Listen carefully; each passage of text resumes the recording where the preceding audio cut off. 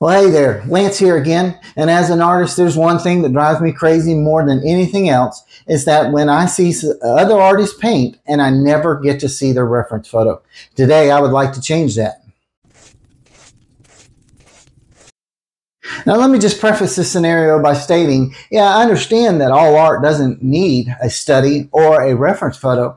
In fact, I'd like to believe many of the abstract artists haven't got a clue where they're going.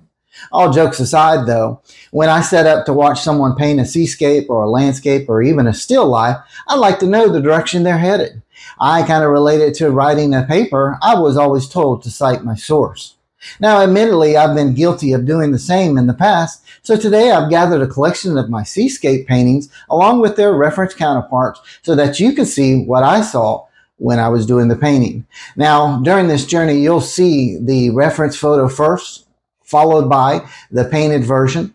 Keep in mind that my painting style is stuck somewhere in between realism and hyperrealism, so some artistic liberties have been taken with the scene. I hope you enjoy this.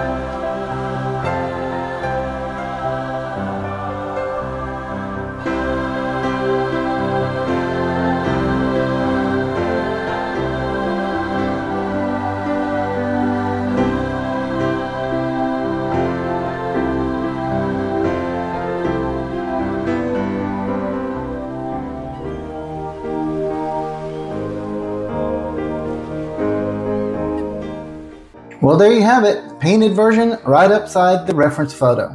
I've broken the mold of actually showing you what I see when I do my paintings. A lot of artists don't do it. I wanted to show you the look inside my world.